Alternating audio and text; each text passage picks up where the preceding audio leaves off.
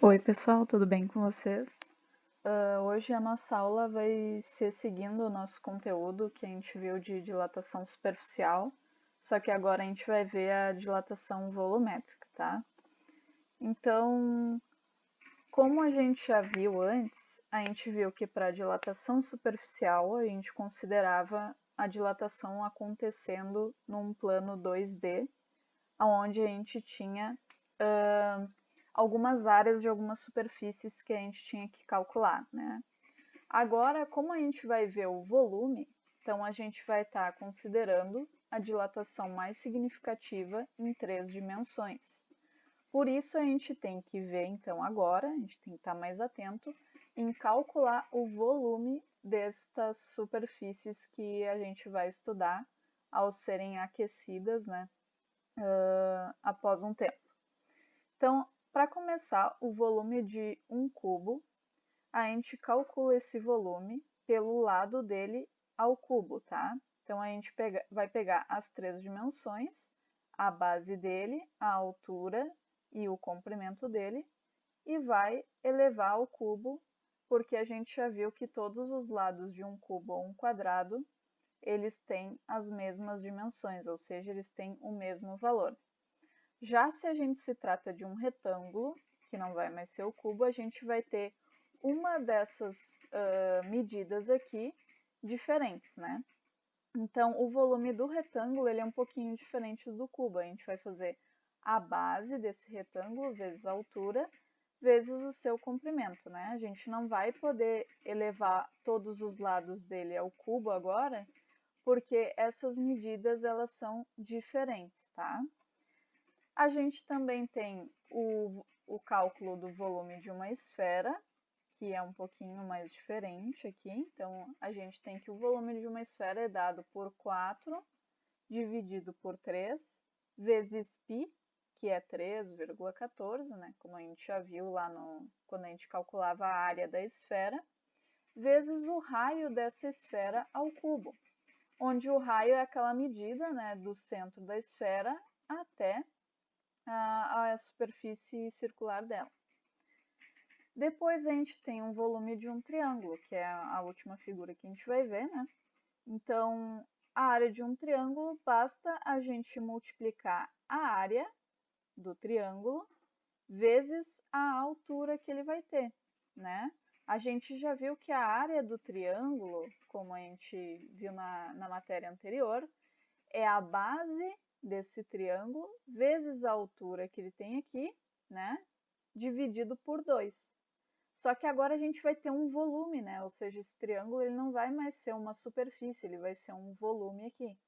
Então a gente pega essa área que ele tem e multiplica pela altura, ó, que vai ter aqui, que caracteriza o volume desse triângulo aqui.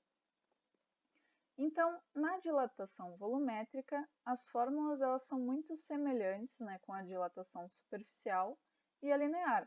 O que muda é que em vez de delta, no caso aqui, em vez da gente ver a variação superficial ou linear, a gente vai ver a variação do volume, que é aquela famosa fórmula, né, que tem o delta aqui, que é o triângulozinho, que significa que é o volume final, menos o volume inicial, igual ao volume inicial, né, que eu boto um V0 aqui, mas vocês podem escrever volume inicial também, não tem problema nenhum, vezes o coeficiente de dilatação volumétrico, chamado de gama, essa letra aqui é uma letra grega chamada gama, aonde ele vale 3 vezes o coeficiente de dilatação linear, que é o alfa. Lembra que na dilatação superficial a gente viu que o beta, que era o coeficiente de dilatação superficial, era 2 vezes o gama. Agora, o nosso coeficiente em relação ao volume vai ser 3 vezes o alfa. Então, na linear, a gente tem o alfa, na superficial, a gente tem o beta, que é 2 vezes o alfa, e na dilatação volumétrica, a gente tem o gama, que é 3 vezes o alfa, multiplicado pela variação da temperatura também, que é a temperatura final vezes a temperatura inicial. Então, essas fórmulas são muito semelhantes, tá? O que muda aqui são as informações que a gente tem, que é de volume, e o nosso gama aqui. A variação da temperatura é sempre a mesma, tá? Beleza, então vamos aplicar, né, essa fórmula da dilatação volumétrica através dessa situação que eu trouxe aqui para vocês. Então, considera então, que a gente tem uma esfera que é feita de ouro aqui, eu coloquei o desenho dela. Ela tem um raio de 4 centímetros, então a medida do centro até a superfície dela aqui é 4 centímetros, e ela está a uma temperatura ambiente de 26 graus Celsius, tá? Então a gente resolve colocar essa esfera dentro de um forninho, e esse forninho aqui ele vai chegar a 400 graus Celsius. Aí a gente quer saber que aumento que essa esfera aqui de ouro vai sofrer quando ela atingir essa temperatura aqui de 400 graus Celsius. Beleza, então primeiramente acho que é interessante a gente anotar as informações, né, que a gente consegue tirar aqui dessa introdução. Então a primeira coisa é que a esfera ela tem raio de 4 centímetros, né, como diz aqui, e ela está na temperatura inicial a 26 graus Celsius. Depois que a gente coloca ela no forno, ela chega a uma temperatura final de 400 graus Celsius. E a gente sabe também que ela é feita de ouro, então se a gente olhar naquela tabelinha, aqui eu já tenho ela pronta, de todos os coeficientes de dilatação linear, a gente vê que o ouro é 1,4 vezes 10 na menos 5, né? Mas a gente tem que se lembrar que esse aqui é o nosso alfa. E na nossa fórmula aqui a gente vai usar o gama. Então basta a gente fazer 3 vezes o alfa que a gente vai ter o gama. Então vamos colocar já as informações que a gente tem aplicando aqui nessa fórmula, tá?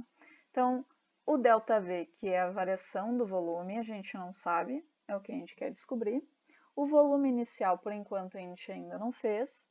O gama vai ser 3 vezes o alfa, então é 3 vezes 1,4.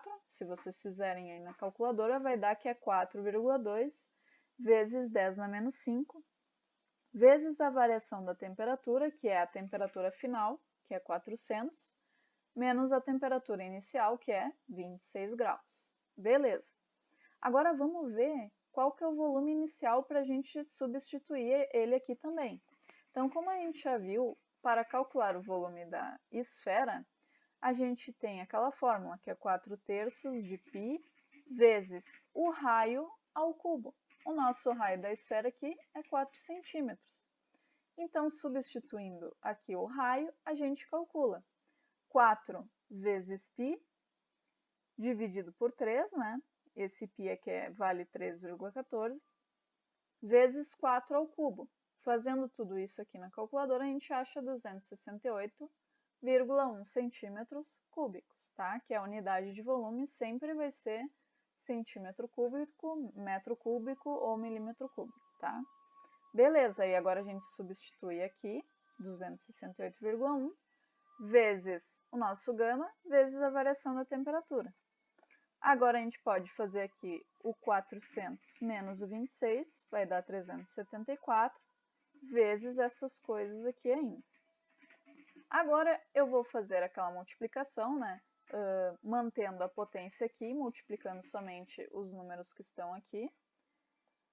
268,1 vezes 4,2 é 1126,02, vezes 10 a menos 5, mantenho a potência, vezes 374. Vou fazer o mesmo raciocínio anterior aqui, multiplicando este número na frente da potência por esse e mantendo a potência. Então, 1126,02 vezes 374 dá 421.131,48 vezes 10 a menos 5. Achamos já a nossa variação do volume, porém, a gente vê que esse resultado aqui ficou meio estranho, né? Porque tem um 10 na menos 5. Então, a gente pode eliminar essa potência deslocando a nossa vírgula para a esquerda aqui. Conforme eu desloco ela para a esquerda, eu vou diminuindo o expoente aqui, ó. Então, se eu deslocar 5 vezes ela para cá, eu consigo tirar essa potência, ó. Deslocando essa vírgula 5 vezes para lá, ela ficaria 1, 2, 3, 4, 5, né? Então, ficaria 4,2, e esses monte número aqui, vezes 10 na zero, porque eu diminuí todos esses expoentes. Do menos 5, eu acrescentei 5, porque lembra que tem aquela regrinha da onde a gente, da direita para a esquerda, a gente soma um expoente aqui em cima? Então, como eu fiz isso 5 vezes, ficou menos 5 mais 5, que dá 0. E 10 elevado a 0 é 1. E 1 vezes esse número é ele mesmo. Só que em vez de escrever todo ele, eu só vou arredondar aqui, ó, vai ficar 4,2 centímetros cúbicos. Essa seria, então, a variação que a gente teve de volume na esfera quando a gente colocou ela dentro do forno. Então, do volume inicial para o final, ela aumentou 4,2 centímetros cúbicos, tá, gente? Então, era isso. E aguardem que logo eu vou colocar um teste lá na plataforma para vocês sobre esse conteúdo, tá? Qualquer dúvida que vocês tiverem, podem falar ali nos grupos. E lembrem que toda quarta-feira, das 7 às 8, eu estou fazendo lives com com a turma 203. Caso vocês queiram participar também, me avisem que daí eu coloco o link ali no grupo para vocês, tá? Um abração.